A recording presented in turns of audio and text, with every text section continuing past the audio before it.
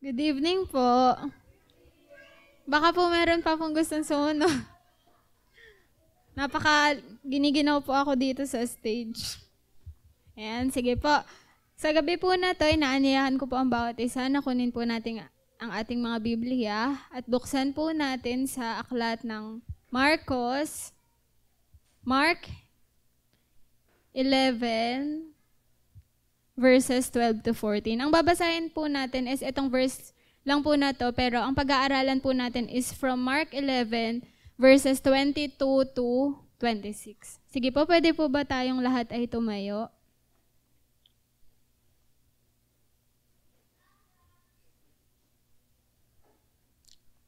Sabi po, the next day, as they were leaving Bethany, Jesus was hungry. Seeing in a distance a fig tree and a leaf, he went to find out if it had any fruit. When he reached it, he found nothing but leaves, because it was not the season for figs. Then he said to the tree, "May no one ever eat fruit from you again." And his disciples heard him say it. Ang Diyos po ang magpala sa pagkabasa ng kanyang buhay at banal na salita. Manalangin po ulit tayo. Hallelujah, Lord. Salamat, Panginoon, sa gabi na to, Lord, na dinala mo po ang bawat isa sa amin dito. Salamat, Panginoon, sa pagkakataon, Lord, na makapagpuri kami at, Lord, makapag-aral ng salita mo. Ang panalangin lang po namin, Panginoon, linisin mo po yung mga puso at isip namin, Panginoon. Buksan mo po ito, Panginoon. And Lord, talagang malaman po namin kung ano po yung mensahe mo sa amin. And Lord, gamitin mo lamang po ako, Panginoon, na instrumento. Itago mo po ako, Panginoon, sa inyo pong likuran. And Lord, pangunahan, Panginoon, sa lahat po ng ibabahagi ko po sa inyong mga anak. Lord, maraming salamat po. Ikaw lang po ang mapapurihan, Panginoon, sa mga oras po na ito. Salamat po sa pangalan ni Jesus. Amen. Ayan. Familiar po ba tayo sa story po nung fig tree, yung kinurse po ni Jesus? Narinig na po ba natin yung story na to? Ayan, sige po. Gusto ko lang pong i-share din ulit ano po ba yung nangyari po dito po sa story na to. That time po si Jesus is, papunta po siya sa Jerusalem. Few days before po mangyari po yung crucifixion, yung resurrection niya. Kasama po niya dito yung kanyang 12 disciples. Pagdating po ni Jesus sa Jerusalem, nag-observe po siya at tinignan po niya yung kapaligiran. Ano yung meron doon, ano yung mga kaganapan. Then inabot na po sila ng papagabi, kaya umalis na din po sila and bumalik po sa Bethany. Kinabukasan po, muli po bumalik sila sa Jerusalem. Dito na nga po, nakaramdam daw po si Jesus ng gutom. Meron po bang gutom ngayon dito? Wala po. Ayan, nakaramdam daw po si Jesus ng gutom. And mula po sa malayo, nakakita po siya ng isang puno. Ito po yung fig tree or yung puno ng igos na sinasabi. Nakakita na po ba kayo nito sa totoong buhay? Hindi pa. Ako po sa picture lang. So, yun nga po. Dahil nakaramdam siya ng gutom and nakita niya po yung puno ng igos na madahon po siya. Malago yung dahon. Lumapit po siya doon para tignan kung may bunga po yung fig tree. Ano po sa tingin niyo yung nakita niya? Wala. Wala po siyang nakita. Tama po kayo. Walang bunga yung fig tree. Pero nung time din naman daw po na yon, hindi pa po kapanahunan nung pagbunga niya. So yun po. Nung nakita ni Jesus na wala siyang bunga, ano po yung ginawa niya? Sinumpa? Grabe po yung term, no? Nung nakita po niya yung puno na madahon pero wala naman pala siyang bunga, sinabi po niya, wala nang makakakain pa ng iyong bunga. Doon na po nangyari na kinurse nga po niya yung fig tree, yung sinasabi po. After po nun, umalis na sila, wala nga po nakuha si Jesus. Nakapasok na po sila ng tuluyan sa Jerusalem. Pumunta naman po sila Jesus sa temple. Yun po talaga yung pakay nila, makarating po doon. And ang dinatnan po ni Jesus, yung temple po, yun po yung kumbaga church nila doon. Yun yung house of worship nila. Pero ano po yung nadatnan ni Jesus? Para pong isang palengke. Yung dinatnan niya po doon. Ang ginawa po niya, pinagtabuyan po niya, ang dami pong mga nagbebenta, mga namimili. Nagkakagulo po dun sa loob. Ang ginawa po ni Jesus, pinagtataob po niya yung mga lamesa, yung mga upuan. Pati po, may mga nagtitinda rin daw po kasi dun ng yung mga hayop po na ginagamit to sacrifice. So yun, and yung sa pagdating po ni Jesus doon, pinagbawalan din po niya na maging daan-daanan lang yung templo. Yung iba po kasi parang tinatawid-tawiran lang, dinadaan-daanan lang po, siguro ginagawang shortcut yung templo. Ang gulo po siguro na imagine ko, parang Tiangge, ganon. Kanya-kanya po, ang daming commotion, ganon. So palagay niyo po, ano po yung naramdaman ni Jesus nung time na yun? Galit po. Naniniwala po ba kayo na nagagalit din si Jesus? Amen. Sabi po niya dun sa mga tao doon, ang aking tahanan ay tatawaging bahay dalanginan ng lahat ng bansa. Ngunit ginawa niyo itong lungga ng mga magnanakaw. Narinig po yun ng mga punong pari, ng mga priest doon, mga Pharisees, mga tagapagturo pa po ng salita ng Diyos.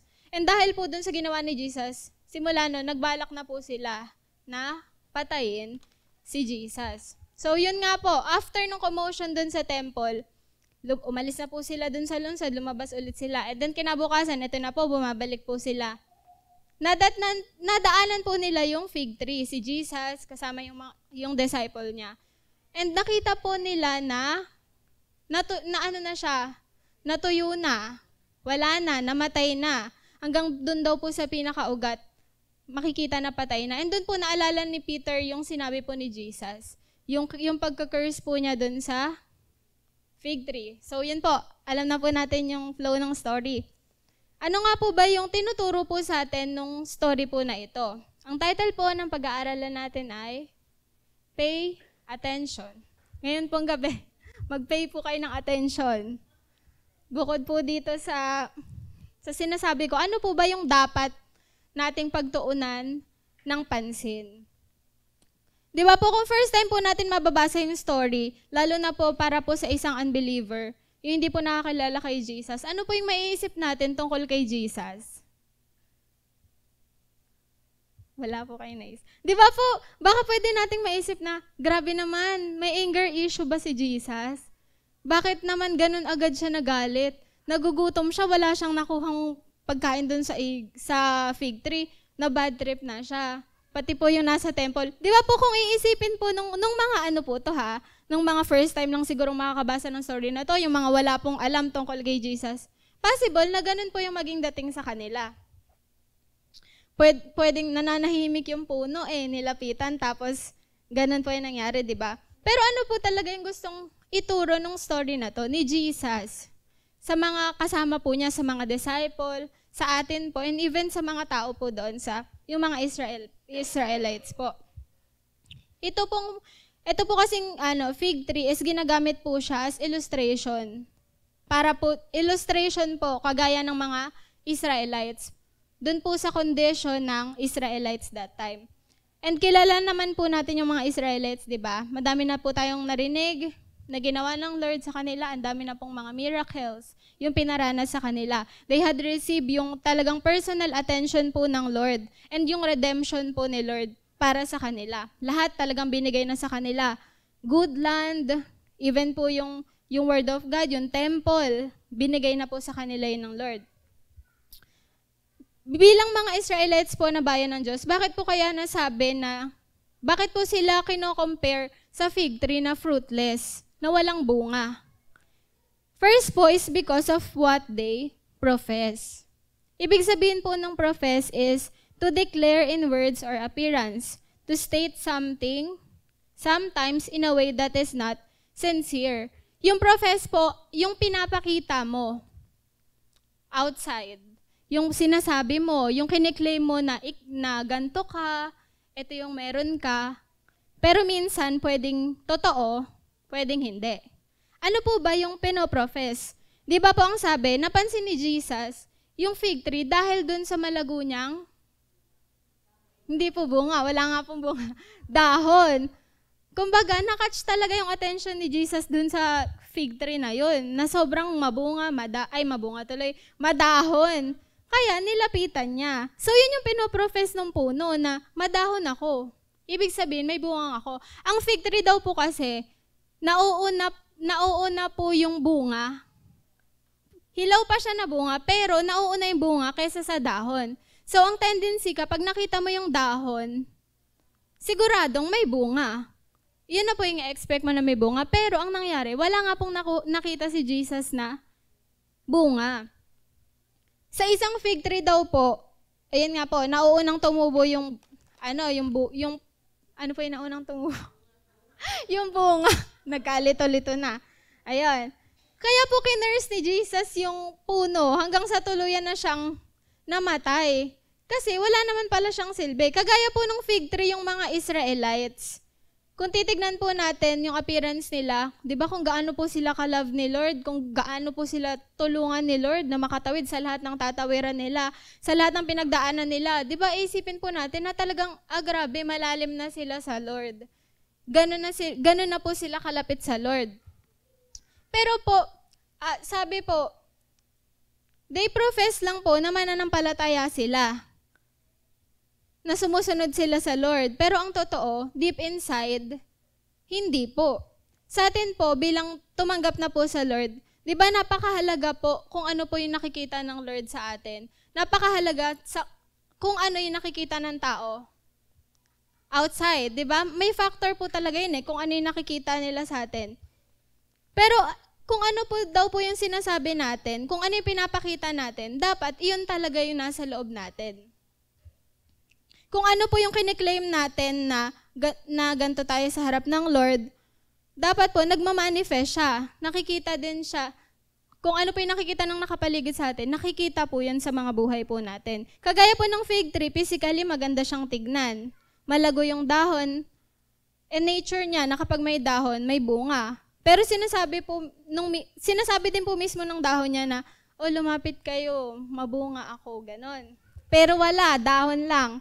May mga nagsasabi po na grabe naman, ganun ba kagutom si Jesus para i-curse nga po yung puno na nananahimik. Sinasabi nga po, hindi naman talaga season ng fig tree. Pero yung sa mga commentaries po na nabasa ko, yung curse daw po, hindi po ito yung curse na nung panahon po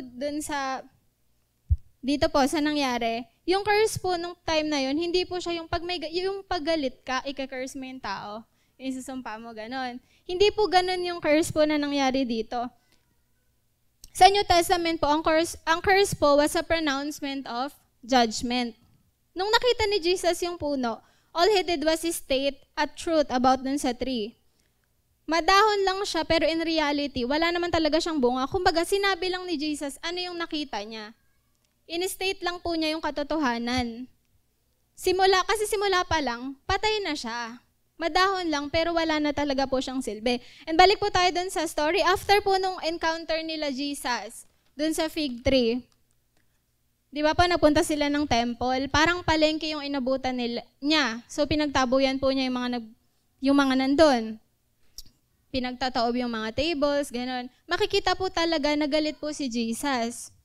He pronounced po yung judgment. Sa dami po ng ginawa ng Lord sa mga Israelites, ganun pa din pala yung naging pamumuhay nila. Imagine po, nasa loob po sila ng templo, house of worship po. Yun po. Di po siya kagaya natin na, wait, nawala ako. Ayan. Ito po, yung encounter ni Jesus po dun sa fig tree, and yung commotion po na nangyari po dun sa temple, alam po ni Jesus na ganun na yung mangyayari, umpisa pa lang. Kaya nga po siya nagpunta dun para po i-judge yung nandoon po sa Jerusalem. Kasi time na, marami na po silang pinagdaanan, masyado ng mahabang panahon yung binigay sa kanila ng Lord. And talagang ang pakay po ni Jesus doon is, i-judge po sila. The temple po was the center of life and worship. Pero ano po yung ginawa nila? Yung mga nandun po, they claim po na religious person sila. Di ba? May mga priest po, mga Pharisees. Pero ano po yung ginagawa nila sa temple? Ginawa nilang palengke, ginawa nilang bahay ng magnanakaw. Yun po kasi yung temple, yun yung lugar kung saan mo mas makikilala yung Diyos, di ba po? Dito sa church, ito po yung lugar kung saan mas nakikilala pa po natin si Lord. Pero yung temple po nila that time, doon pa nangyayari yung kasalanan. The temple became a place where it was hard to find God. Kiniklaim nila na sumusunod sila sa Diyos, nagtuturo sila ng Word of God, pero hindi siya nagmamanifest sa buhay nila. Hindi nakikita. Maganda po kung titignan sa labas, pero sa totoo pagpasok, wala pala yung Diyos doon. Wala silang Diyos na tinitignan doon. So wala po silang fruit. Wala talagang bunga. Hindi po totoo yung pinoprofess nila doon sa totoong sila talaga. Yun nga po, kasama po ni Jesus that time yung mga disciples, di ba? And aside po sa mga Israelites, gusto din po ni Jesus na matutunan ng mga disciples yung lesson po talaga doon sa mismong nangyari na yon. Tayo po, pag in-examine po tayo ng Lord, ano po kaya yung makikita po niya sa loob po natin? Meron po bang fruit? Fruit? Ano po ba yun? Fruit o fruit? Ganon. Pwede po sa buhay natin ngayon, pinoprofess po natin na natin yung character na palaging nasa church. Palagi po tayong present sa lahat ng activities. Active po tayo. Pag nagsasalita ka, talagang lahat nakikinig sa'yo. Meron kang authority. Pag ikaw yung tumayo, wala nang kumukontra. Nakikita po sa buhay nyo na madami kayong blessings. Pinapakita po natin na sa lahat ng mga bagay, nag-e-excel tayo. Pero minsan po kasi, hindi po lahat nung nakikita lang natin physically, sa labas, totoo. Di ba po? Aminin po natin minsan, iba naman talaga yung nasa loob natin. Kahit po tumanggap na tayo sa Lord, nagkakamali pa din naman po tayo. Amen? Amen. Kahit po believers ka na, matagal na tayong kasi habang nandito po tayo, kasama po talaga yun. Pero ang maganda lang po, nagre-repent po tayo. Amen? Amen. Si si Judas, di ba? Isang kasama po siya ni Jesus, isa pa po siya sa mga disciple. Pero ano po yung nangyari? Siya din po yung nag-betray. So meaning, kahit gaano po kaganda yung ipakita ng tao, yun talagang nakikita na tagasunod po siya ha. Pero deep inside, may plano pala siyang iba para po kay Jesus. Ayun po, yung iba nga po, pag tinanong po natin, kailan ka pa naging born again? Since birth. Ganon. Noon po talaga akala ko, kapag lumaki ka sa church, since birth, born again ka na. Pag pinanganak ka, kasi nasa church yung magulang mo, born again ka na. Hindi po. Kailangan po talaga yun ng talagang relasyon, yung pagtanggap po natin sa Lord. Yun po. Even po yung mga tao po sa paligid natin, dapat nakikita nila mismo yung buhay natin. Sa mga ginagawa po natin, sa way nung pakikitungo po natin sa kanila, dapat nakikita na talagang connected po tayo sa Lord. Nakikita po ba nila? Ba't po ay? Nakikita po yun. Yan po, nakikita. God chose us that we may bear fruit. Pinili po tayo ng Lord para mamunga. Yung fruit po na magpo-profess na totoo po ang Diyos. Amen po? Na may Diyos. Nung tinanggap po natin si Lord, tinawag niya tayo in-equip po niya tayo, pinagpapala niya tayo. And ang role po natin is i-represent po siya sa mga tao na nasa paligid natin. Ngayon, ano yung pinoprofess natin? Nare-represent po ba natin si Lord? Amen. As a church po, tayo po, tinanim po tayo ng Lord sa magandang lupa. Amen? Napaka-bless po natin dito po sa church. Amen. Amen. So, dapat po, makita din nila, yung kunyari may pumunta po dito, ma-feel nila na welcome sila. Iparamdam po natin kung gaano po tayo kasaya dito sa church. Kailangan, yun din yung maranasan nila. Hindi po kagaya yung sa temple po ng mga Israelites na pagpasok, hala, ba't ganito dito? Hindi po ganon.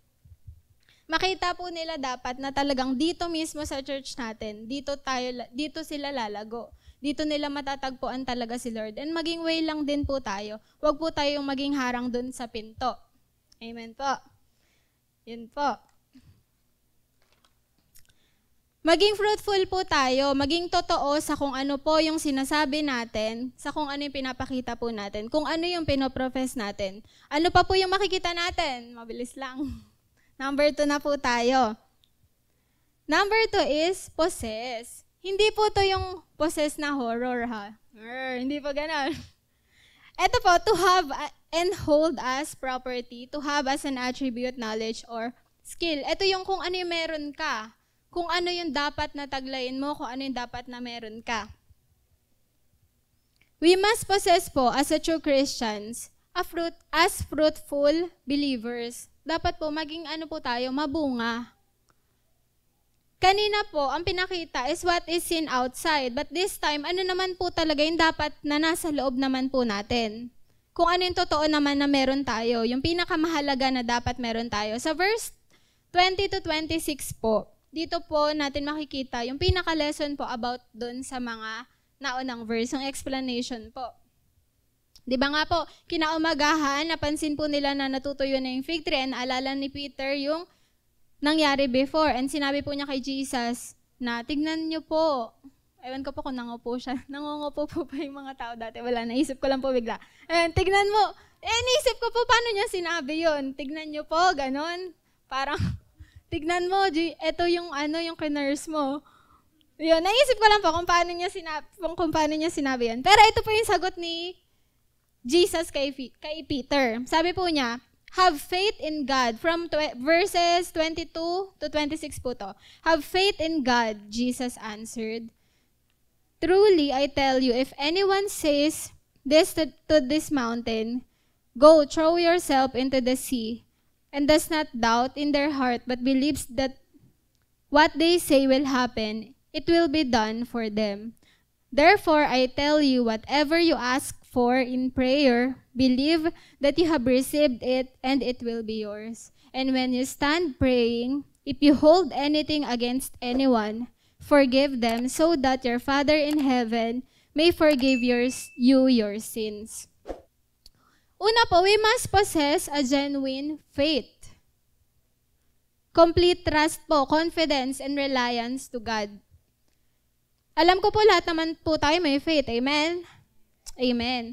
But ano po bang klaseng faith yung meron tayo? And ano po ba yung dapat na faith na meron tayo? Ito nga po yung genuine faith. Pag nakaranas po tayo ng pressure, yung may mga sitwasyon po sa buhay natin na parang wala na, lugmok na, paano po kaya yung faith na makikita sa atin? Ano po kaya mangyayari sa faith natin? Do they see someone who is withering or growing?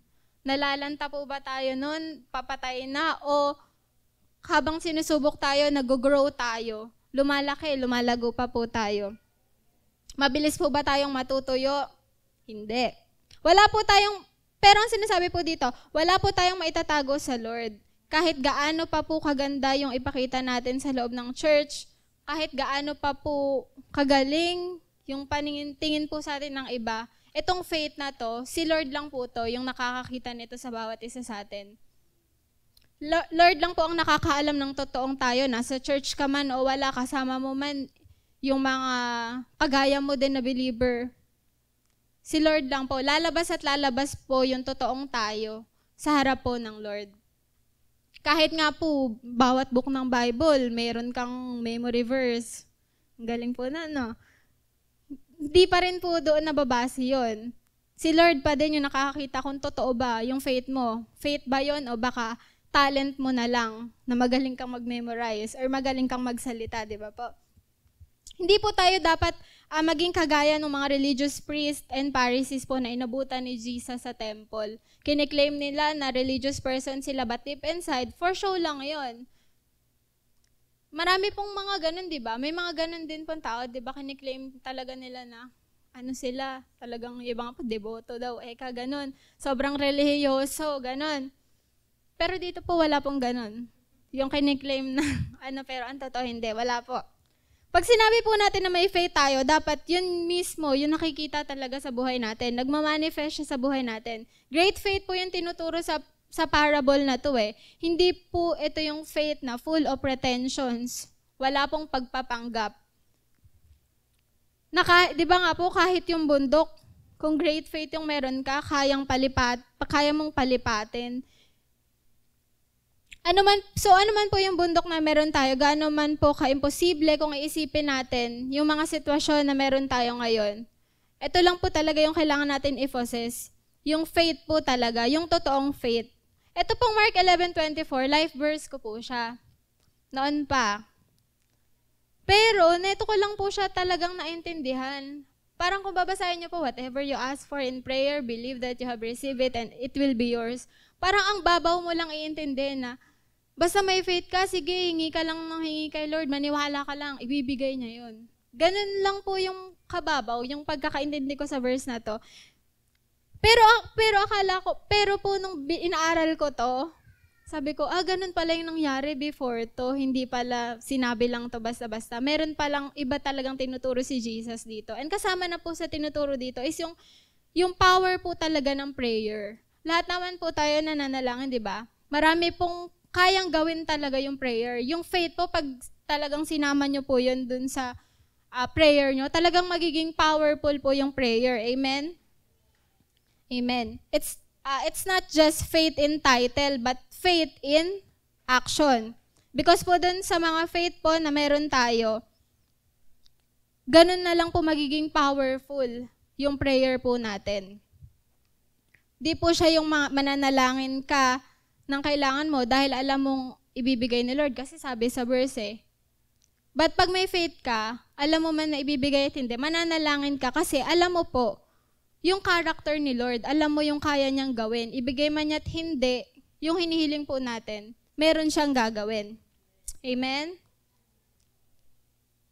Siyempre po, sabi ko nga po dati, kahit ano pala pwede kong hingin kay Lord, ganun sa verse na to. Pero hindi po, lagi din po nating isipin, if naka-align ba to sa will niya? Kasi minsan po nami-misinterpret po tong verse na to, na ganun lang pala yun. Pero isipin natin, ito bang hinihingi natin is kalooban ba talaga to ng Lord?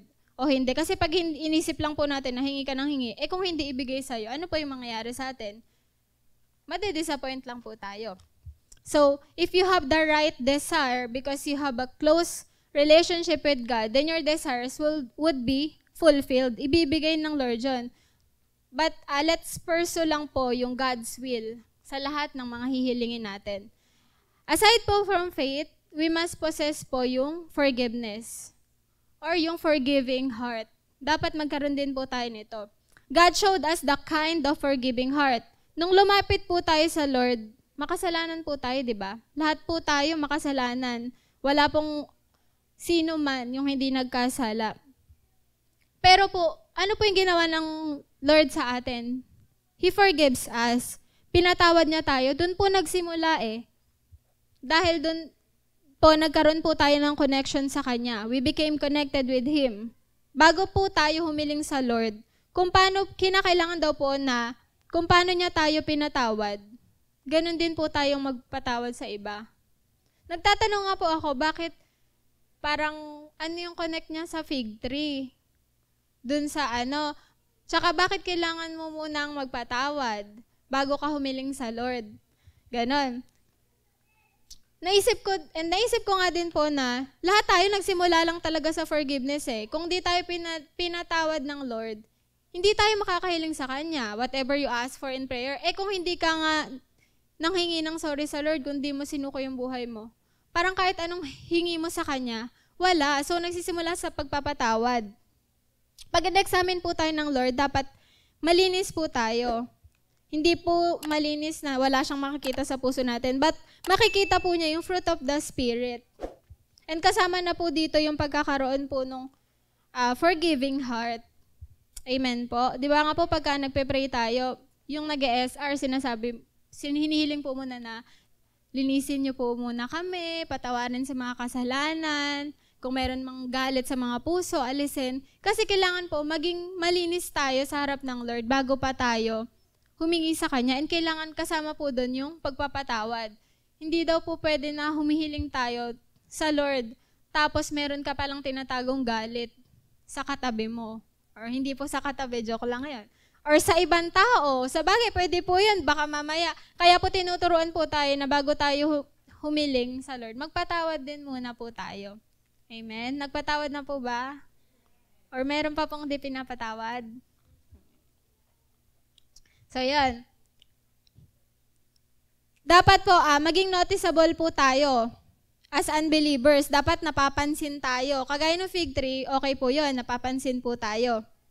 Pero dapat po, hindi din po madedisappoint ang mga tao pag napansin tayo.